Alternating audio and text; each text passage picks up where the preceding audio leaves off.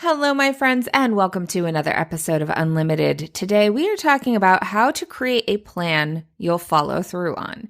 And I kind of wanted to be like, a plan that you will actually follow through on, because so often that's when people come to me is because they want something, but they are not doing the things they need to do to get it. And usually they're not doing the things that they think that they need to do to get it. And even more often, it's because they aren't actually clear on what they want, or what they think that they want isn't what they actually want, because it's gotten mucked up in the stories of what they want looks like.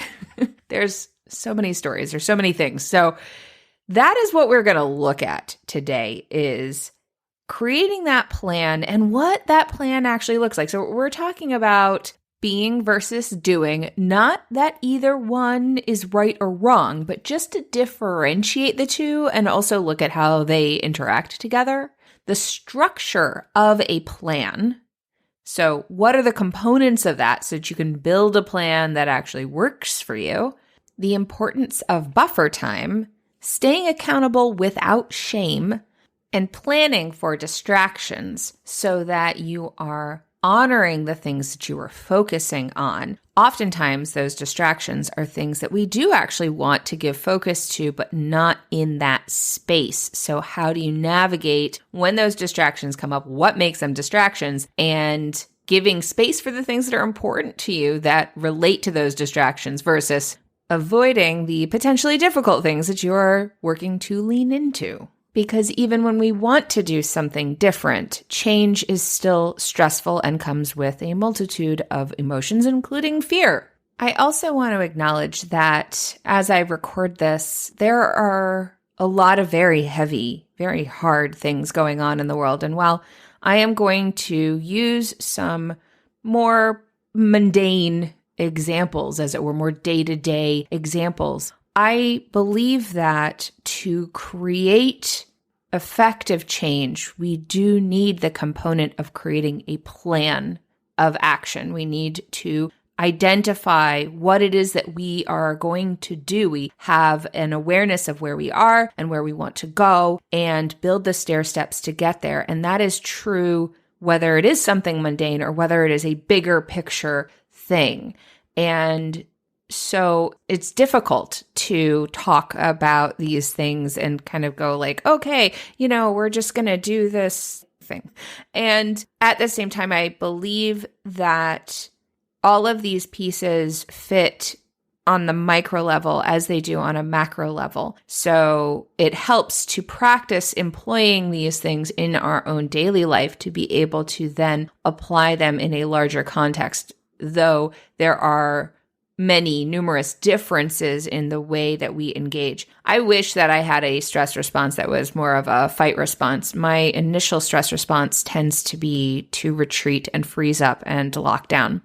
And I think it's important to give space for the processing of that so that we can then move into a space of action rather than locking down and then avoiding and moving to this space of, okay, we're just going to make it okay again. And I talk about this a lot, is it's not okay to make things okay when they're not okay. And sometimes we need to get okay so that we can see a bigger picture and so we can think in a bigger way, in a more expansive way. But too often we make things okay just so that we can keep doing what we always do. So my hope with this is that you will take these pieces and work to put them into practice in your life in a way that is tangible, in the things that may seem overwhelming but can be brought into a size that you can engage, and then you can take them into the bigger spaces that require more people, that require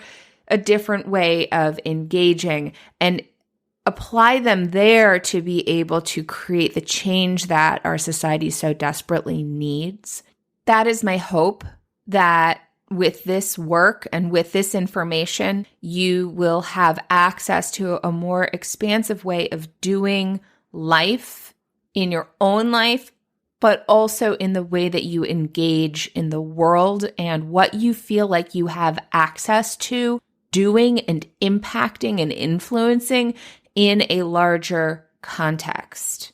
So, without further ado, let's get started. Hey there, I'm Valerie Friedlander, Certified Life Business Alignment Coach, and this is Unlimited. This podcast bridges the individual and the societal, scientific and spiritual, positive and negative, nerdy and no, there's just a lot of nerdy. Come on board and let's unlock a life that's as badass as you are.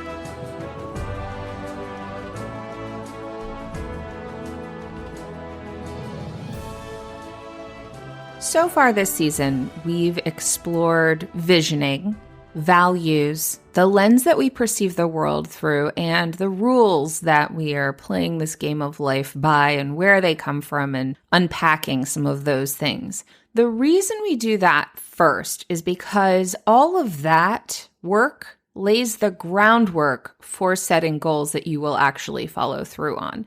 So often that work doesn't happen first, and that is actually part of the reason why you may have a plan that you are not following through on, or that you may not even have a plan. You may have looked for a plan from somebody else and received one that did not fit you, or found one that did not fit you, or whatever. And so that's the reason why I always start with those first sections, because without those, especially that visioning and values component, which does evolve as you evolve, just like the lens that you see the world through, your perception, and the rules that you understand yourself within also evolve. Having that sense of what you want is going to be a core component to creating a goal and then building a plan related to that goal. When that isn't there, oftentimes we will have a plan that is misaligned in some way, shape, or form. And it makes it difficult to assess exactly what it is that is misaligned when we don't actually know what alignment looks like. So taking the time and acknowledging here also that time is a luxury that a lot of people don't have. So being able to find those spaces to have that awareness of yourself and looking in the, what I would term, productively positive lens of what do you want versus what do you not want. So just as a recap, when you're thinking about what you want, notice if it is focused on what you don't want. So say somebody says, what do you want? And you tell them what you don't want, then look at, well, if you didn't have that, what would you have? And even that question can flip it around to look at the, as I'm calling it, productively positive way of focusing your attention on what you are creating versus what you are trying to move away from. So one of the reasons why people don't set goals and build a plan is because they've had plans fail too many times for whatever reason. And there are a variety of reasons why plans don't go according to plan, that the outcome isn't what is expected or desired. And so we're going to engage that part of it too, because one of the core components of a plan or a successful plan is to have flexibility. And so understanding that vision and your values and how those play into the things that you want will allow you to build that foundation that allows for the flexibility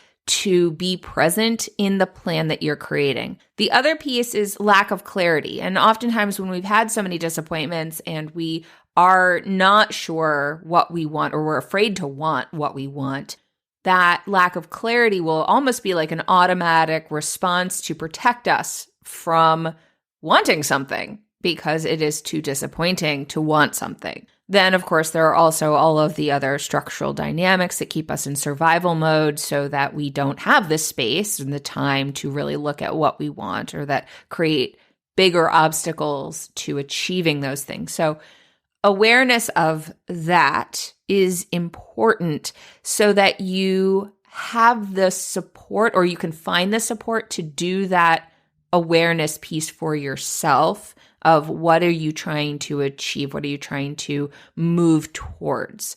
And it could even be, I want to move towards having the space to figure out what it is that I want. one of the pieces of this is there's a lot of talk around the being versus doing. Like, you're a human being, not a human doing. Well, we are doing. We do things. And it is important to recognize that action and doing is a piece of the process. Without the doing, we don't change who we're being, right? They go hand in hand. So you don't shift your mindset without action. You can't just think your way out of a mindset. You have to take action to teach yourself something different. But if you aren't looking for something different, or if there isn't the intention behind the action to look at reprogramming or retraining what you are able to perceive and thus access, then you're going to keep doing the same thing, believing the same thing. The being thing stays the same. So they go hand in hand. They really aren't a separate thing. However,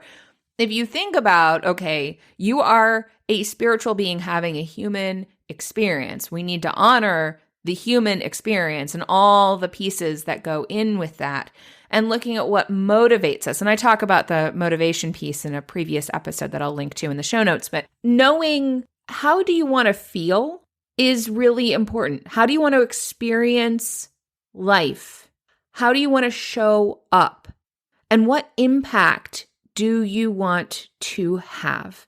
How you want to feel motivates us to do things. You do what you believe will help you gain that experience of life, even if it's not true. If we've internalized messaging that says this is what you need to do, this is the way you need to be in order to get the thing, in order to have the life that you want, then we will do that, even though it actually pulls us further away from what we want. Like the whole work hard, do it on your own, don't ask for help, self-sufficiency, all of that stuff where we don't lean on each other, we don't support each other. So does success feel like isolation? I mean, probably not. So if you look at what do you actually want, if the strategy doesn't fit what you want to create, you're not creating that thing that you want. And it's also harder to follow through because part of you knows that it isn't aligned. It isn't actually creating what you want to create. You're not going to plant apple trees and get oranges. That's not how that works. So what you're planting on a regular basis, what you're planting through the process, through the strategy, will grow the result. Alignment is essentially actions toward a goal that honors yourself in the process. So it's not about denying your feelings or shooting all over yourself, as it were. It is about knowing who you are, who you want to be. What are your values? What are your gifts? What is your experience? What is the impact that you want to make in the world?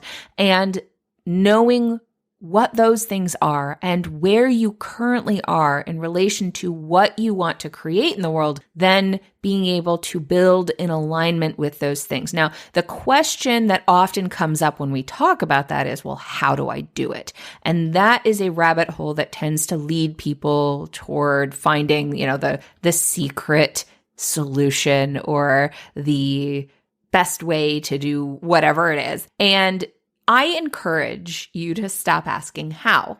Stop asking how, because how is a rabbit hole. How creates overwhelm.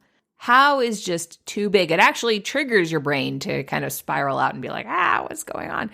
And as just came up with a client recently, as you see how everything connects to other things, you can feel like a fly trapped in a spider's web that is just too big for you. And it's important to remember that you are the spider. You are weaving the web. The spider isn't going, how do I weave this web? It's going, what's the next step? It's focusing on, what does this web look like if I am the spider that I know I am? The spider is probably not thinking those things. However, knowing that you have in you what you need to do the next thing and getting that clarity around what is the next thing. In this situation, if I am the person that I want to be, if I'm showing up the way I want to, in the world, what would I do? What do I need to have more of that thing that I want in my life right now? What would help me access that? So, if you define success as impact and connection, whatever you define success as, like, what is the money helping you achieve? Because so often we place money at the epitome of success. And so if you had enough money, whatever that is, it's helpful to define that, by the way, but whatever that is, how would you feel? What would be true for you? What would you do? Knowing that, what would that experience inside yourself be like? What kind of person would you imagine you would be? Knowing that, then what do I need to be that person? Not to have that money, not to have that time, not to do all those things, but be that. What would that person do in this situation that I currently exist in? And that can help you identify the next step. Well, that person would talk to these people because they would feel like they could, like that was accessible to them to do that. They would reach out, they would ask for help, they would write this email, they would send their resume to this company, they would, whatever it is, right? Fit it into whatever your current situation is. So release the how and look at what. You're going to ask that what question, knowing what your vision is. Now, the structure of a plan as you're creating stair steps is having a goal, developing that strategy, and taking action. And the important thing is to have flexibility in that, as I've stated. So there are a couple episodes where I dig into that and show it a little bit more specifically. There's the episode Reflections on a Way Forward. And then to look at it in terms of how one would build an ideal day that fits you, of creating your ideal day your way. So those kind of dig into more specific ways of building and playing into that goal, strategy, action. There's the other piece of creating what's called SMART goals, which is when you are specific, which requires that clarity of what it is that you are building towards. So the stair steps also need to be specific as you have your strategy towards what you're building towards. But when you build that, again, that goal, the true goal, the way you want to experience life needs to play into what it is that you are building in terms of a strategy. Measurable so that you can assess what's working, what's not in terms of that measurement. Another reason why I like to encourage people to look at what enough is when it comes to whatever it is that they're looking at, whether it's like money or time or whatever. What is enough, achievable, where you are right now? So that's like that next indicated step, right? Something that you can actually do. So maybe you don't have access to a person that you would like to connect with, but you could build a relationship with someone related to that, or engage them on social media or whatever. Like, there are things that you actually can do that's realistic for you to do, knowing where you are currently in a holistic sense. Is this actually realistic? Too often we push ourselves to do things that are not actually realistic because we want to be somewhere different than where we are right now, which is totally understandable. Going back to that alignment being honoring you and where you are and what's true for you. If we are not realistic, then we set ourselves up for disappointment and freezing up and not doing the things that we want. And then having it be time-oriented so that you can check in. I'm a big fan of having check-ins. Like, whatever it is that you're doing, maybe it's working on your relationship with your spouse, maybe it's building a business, maybe it's contacting companies because you're looking for a job, whatever it is, have it be time-oriented so that you can take a look at it and go, okay, how is this working? Am I running into obstacles? Am I taking action? Was this actually realistic? Because sometimes we don't realize what's not realistic. And the other piece that is really helpful, especially when you're doing a goal that's kind of a stretch for you, when you have something that may be kind of big and scary, and I'm not really a big fan of doing like really big, hairy, scary goals or whatever it is that people call it, because sometimes that can push our stress response too much and shut us down instead of allowing us to actually take action and build confidence in ourselves and our ability to take action, whatever that is and however big or small or whatever size that is. When you build in, have a time, you can build in buffer time, which is space to process disappointment if things are not going the way you had hoped them to go. Honor the fact that we have disappointment. Sometimes it's hard not to have a hope or an expectation on something, whether we realize it or not, and to allow space to process and honor whatever experience we're having, as well as celebrate if things are going well and things are working the way that you want. To be able to acknowledge that and celebrate that feeds into a confidence that you are actually moving forward, because we have a tendency to not pay attention to those things and focus only on the things that aren't working. So I actually like when you have a time where you're doing a check-in to see how well your plan is working, to be able to look first at what's working and celebrate that, and then what's not working and acknowledge that, and then look at how can you learn from that? What can you do with that? Because no matter what, whether it's working or not, it's information that you can then build upon. And what's working and what's not working isn't just about, are you getting the results that you want, but are you experiencing life the way that you want? So if your results are external, like a certain amount of money, for example, that is not the same as a feeling. It can provide a feeling of success and accomplishment, but is that your goal? Because it's also important, again, back to alignment.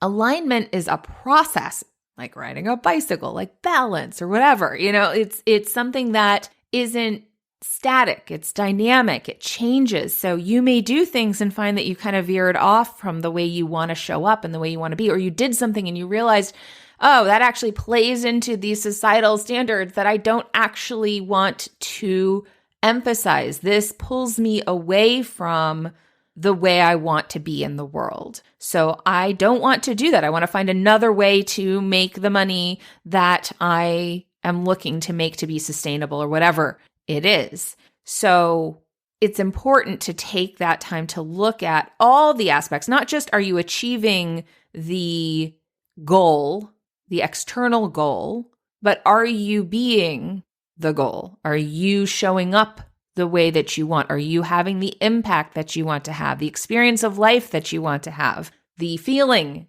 that you want to have, all of those things? It's important to always be checking back into that.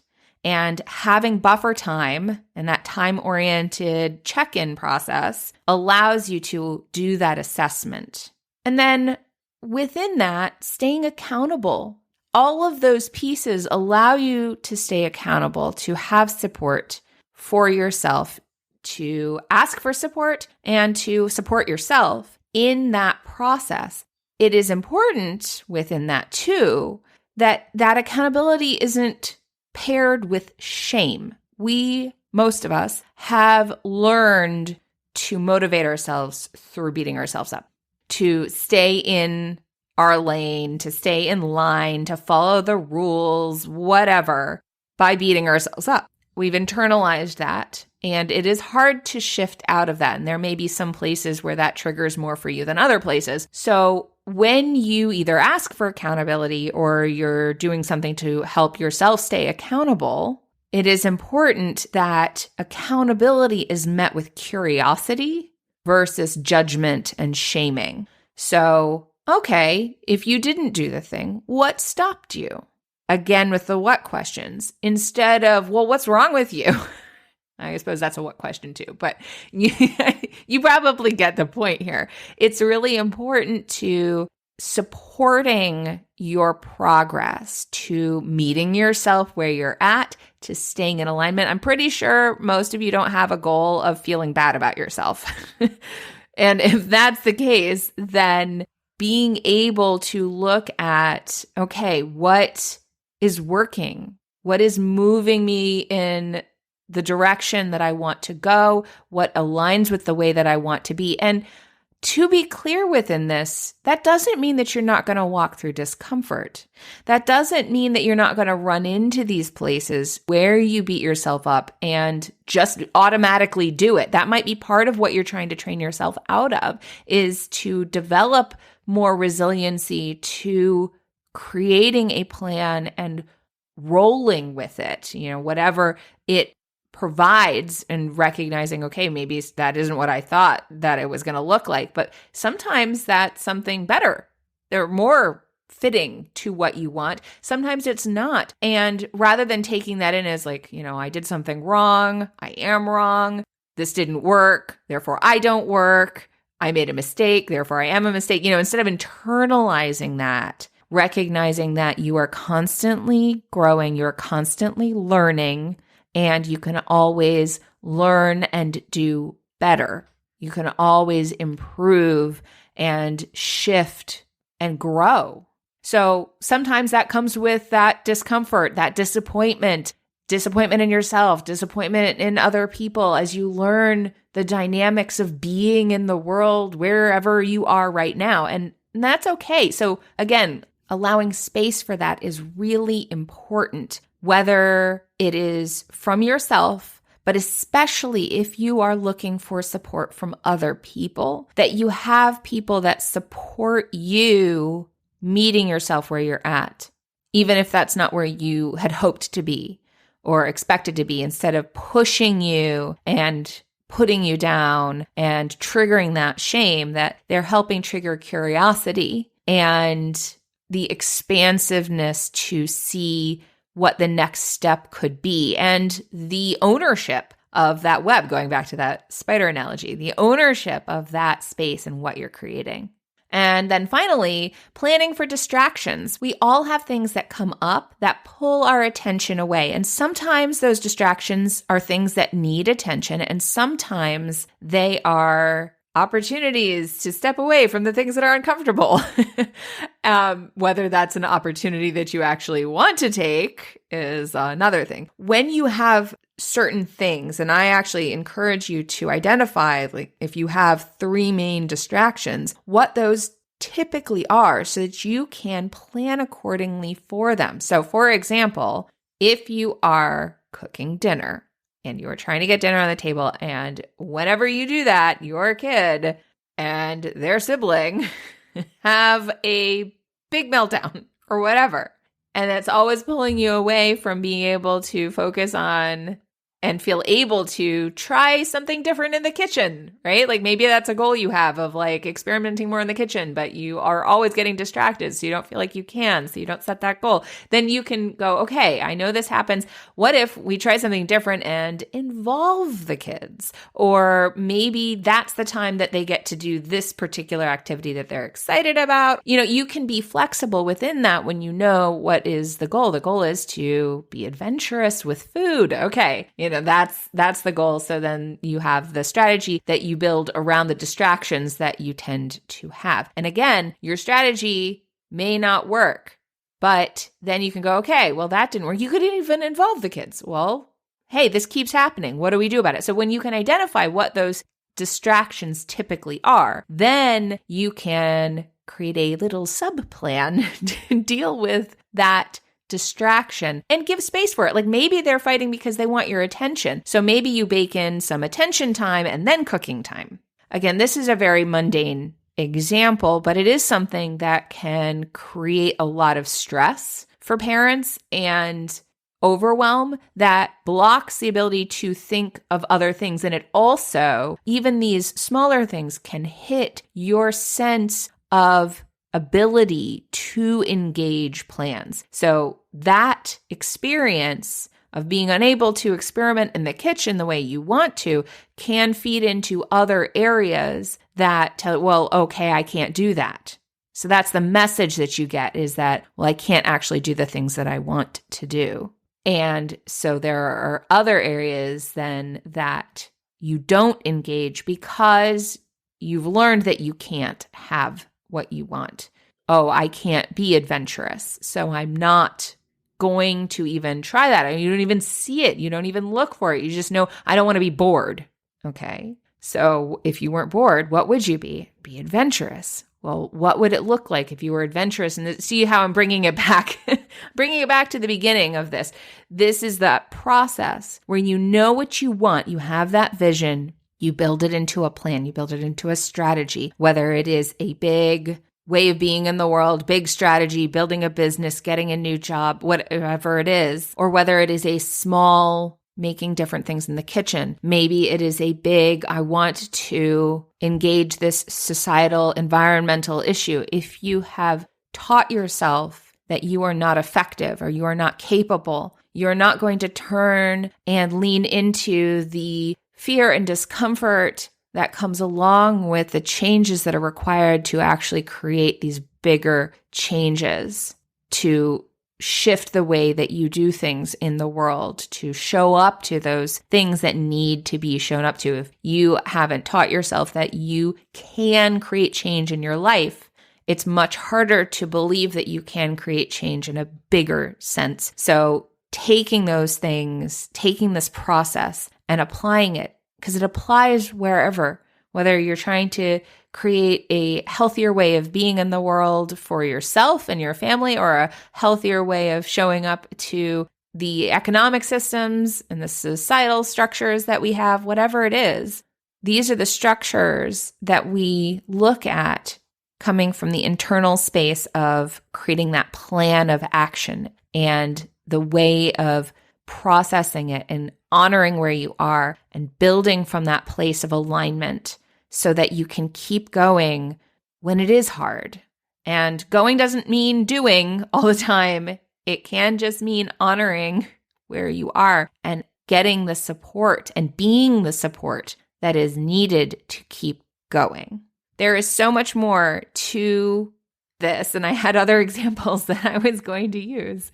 So I'm gonna have to say we will have to come back to that, because we do have another episode on planning this month. I also want you to know that I have created a resource page on my website where I have exercises that I have created, the standalone exercises. So anything that I have mentioned in my podcast, including kind of a flow chart, actually not kind of a flow chart, it is a flow chart for this process and checking in on this process. It is on that page. You do not need to sign up for emails to access these resources. You just go to the page and you click on the resource and you can download it. If you want to send me a thank you, send me a message telling me how you felt about that resource. If you want to send me a tip or send me a tip to support the podcast, I have a link to do that on that page as well. There is one resource that I have a suggested payment for. There will be some others that are coming, but most of them are just click and grab. And so I invite you to do that. It is my website, ValerieFriedlander.com/resources, and you can get everything there. I do love to hear from you. So if you do decide to go grab any of those resources, I would truly love it if you would send me a message and let me know what you thought of the resource that you grabbed. And of course, if you want to dig in further and have any additional support, I'm here for you. Please feel free to grab a spot on my calendar. An initial session is free of charge. So please use it if you would like that clarity support to dig in and create a plan that fits you, that you will follow through on. That's what I'm here for. I would love to speak with you. And with that, I will talk to you all next time. Thanks for listening. I so appreciate you being here. If you got something out of today's episode, please share it. Leave me a review, take a screenshot, and post it on social with a shout out to me. Send it to a friend or, all of the above. Want to hang out more? Join me on Instagram. Or better yet, get on my mailing list to make sure you don't miss out on anything. And remember, your possibilities are as unlimited as you are. Allow yourself to shine, my friend. The world needs your light. See you next time.